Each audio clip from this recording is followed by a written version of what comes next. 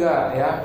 Jadi baptisan itu sendiri punya manfaat. Nah, ini yang saya mau kaitkan ke goalnya tuh di dalam Matius pasal 28 ayat 18 sampai dengan 20. Yang pertama adalah kuasa dari Kristus. Sebab di dalam Matius pasal yang ke-28, saya bacakan lagi, itu cukup jelas sebenarnya. Mungkin sangat perlu dibaca berkali-kali. Yesus mendekati mereka dan berkata, kepadaku telah diberikan segala kuasa di surga sama di bumi. Itu setelah Yesus kan sudah dibangkitkan.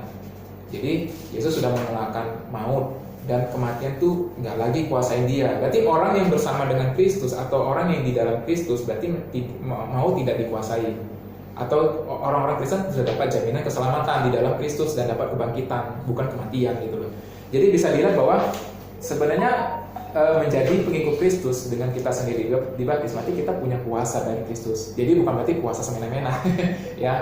Tetapi ada satu kuasa yang kita tuh seperti orang orang merdeka gitu, orang yang bebas gitu sebenarnya. Orang yang bebas merdeka juga bukan melakukan sesuatu yang bebas, yang seperti yang tadi dikatakan di dalam Penguasa 6, kita tidak lagi harus melakukan dosa dan bukan. Jadi karena kita orang bebas, maka kita mengerjakan perkara-perkara yang kebenaran, bukan lagi perkara itu gitu. Jadi kita punya kuasa itu gitu loh. Maksudnya punya kuasa untuk melawan dan juga yang kedua berani melawan dosa, punya kuasa untuk melawan dosa itu sendiri atau melawan ketegingan itu sendiri. Yang ketiga juga kita dapat jaminan keselamatan. Yang maksudnya bukan ego ya. Jadi kadang ada kita mungkin anak-anak, yang penting saya sudah diselamatkan, ya sudahlah, terserahlah hidup saya mau gimana lagi, yang penting kan sudah diselamatkan. Nah, sekedar itu ego ya. Itu namanya keselamatan yang hanya cuma kita pikir ya sesuai aja lah kalau misalkan saya sudah berbuat dosa gitu, sudah baptis tapi ya masih berbuat dosa ya macam-macam gitu lah, istilahnya tutup mata gitu ya. Bukan seperti itu. Dan yang keempat itu diingatkan lagi di dalam manfaat baptisan itu adalah diingatkan lagi bahwa kita tuh milik Kristus. Jadi jikalau milik Kristus maka ya kita selayaknya melakukan apa yang menjadi perintahnya Tuhan ya. Nah, kita terakhir kita baca di dalam Roma pasal yang ke-6 ayat yang ke-13, saya akan bacakan. Dan janganlah kamu menyerahkan anggota-anggota tubuhmu kepada dosa untuk dipakai sebagai senjata kelaliman, tetapi serahkanlah dirimu kepada Allah sebagai orang-orang yang dahulu mati tetapi yang sekarang hidup, dan serahkanlah anggota-anggota tubuhmu kepada Allah untuk menjadi senjata-senjata kebenaran. Nah, ini ada manfaat ya. Jadi sekali lagi dikatakan bahwa bagian ini saya lebih masuk kepada manfaat baptisan itu sendiri. Jadi baptisan itu sendiri punya manfaatnya. Manfaatnya itu lebih ke lebih ke kehidupan orang Kristen gitu. Punya kuasa melawan dosa, bisa diingatkan kita ini miliknya Kristus gitu. Jadi kita bukan milik siapa-siapa, tapi miliknya Kristus gitu. Jadi itu segel lah, maksudnya itu sudah dicap gitu ya. Terus juga punya jaminan keselamatan di dalam Kristus, dan juga kita bisa melakukan pekerjaan Injil seperti di dalam Matius pasal 28 gitu. Seperti kayak mungkin anak-anak kan, aduh saya nggak biasa memberitakan Injil gitu kan, tetapi menjadi pengikut Kristus, pemberitaan Injil itu sudah menjadi ya katakan ketika mengenal baptisan ini maka itu sudah jadi bagian satu keharusan gitu loh. Sebenarnya ya harusnya logikanya seperti itu, menjadi keharusan gitu loh. Injil ya bukan berarti seperti kayak beritain Injil. Karena kita kan beritain Injil kan terlalu mungkin anak-anak terlalu kaku lah untuk mereka memahami. Padahal kan pesan Injil tidak hanya seperti itu. Pesan Injil kan juga bisa seperti mereka memahami tentang kenapa saya di keluarga ini. Nah gitu kan. Mereka sebagai orang Kristen di tengah-tengah keluarga ini gitu, maksudnya pesan saya seperti itu ya. Atau mereka yang hidup di keluarga yang orang Buddhis ya, atau di keluarga yang tertentu, atau broken home dan sebagainya. Mereka dipanggil untuk itu gitu. Mereka dipanggil untuk bisa melakukan Injil itu di situ di dalam kehidupan mereka, atau mereka bisa cerminkan mereka tuh orang Kristen, mereka cerminkan mereka tuh orang milik Kristus, mereka menjalankan tentang apa yang menjadi hal yang penting di dalam atau sebagai orang Kristen di tengah-tengah situasi lingkungan mereka, baik itu di rumah, sekolah, pelayanan, atau orang yang ketemui lah intinya gitu, seperti itu. Ya, dan mereka diberi kuasa itu untuk melakukan itu tuh mudah harusnya. Maksudnya mudah di sini ini bukan ini ya, tapi diberikan kuasa boleh untuk melakukan itu gitu. Jadi tidak ada kayak mungkin tidak ada seperti kayak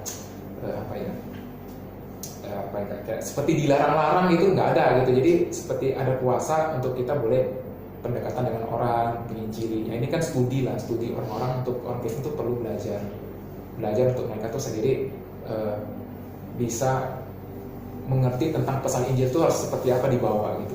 Jadi bukan lagi seperti kayak yang radikalisme, bukan gitu ya. Yang perlu seperti radikalisme akhirnya dikucilkan orang ya, di ini nggak seperti itu. Tetapi orang Kristen perlu belajar itu.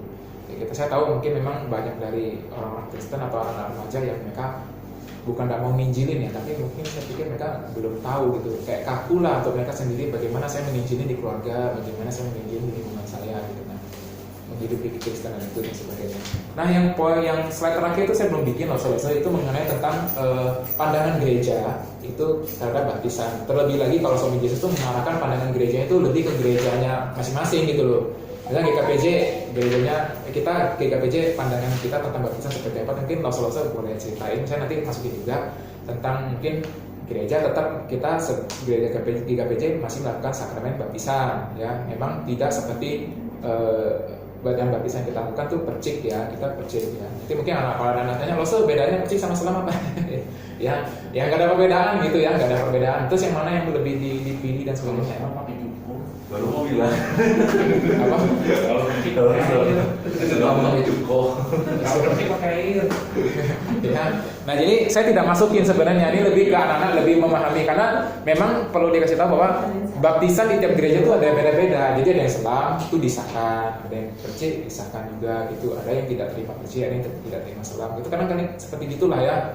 Ada yang pakai mesti harus pakai apa ya, kalau di dalam katekisme kan kita pernah belajar tentang ada yang sampai pakai bendera. Ya bendera di dalam kita. Ya seperti gitulah ya, maksud itu ini. Jadi kita perlu hanya kasih tahu saja bahwa gereja kita GKPJ masih melakukan sakramen baptisan ya, dan itu satu keharusan, dan juga masih melakukan sakramen jamuan kudus. Itu jadi satu hal yang penting di dalam gereja, masih melakukan kebenaran firman. Nah, kita lebih tekankan ke situ ya. Terus juga tidak ada, kalau anak-anak tanya soal beda selam percik ya, saya yakin Loso sudah bisa jawab sih ya, maksudnya tidak ada perbedaan antara itu gitu. Oke, kira-kira saya sampai sini. Nanti slide berikutnya hari berikutnya saya perbaiki animasinya, nanti saya pakai. Kira-kira ada masukan dari Loso atau gimana untuk mengenai soal ini? Jadi ini lebih kepada ini ya, memaknai baptisan di dalam Matius pasal 28 sebenarnya, supaya punya inilah, punya keberanian encourage ya, untuk supaya punya encourage untuk bisa mengerjakan Matius 28 ini gitu. Kira-kira ada Loso sekalian ada yang masukkan?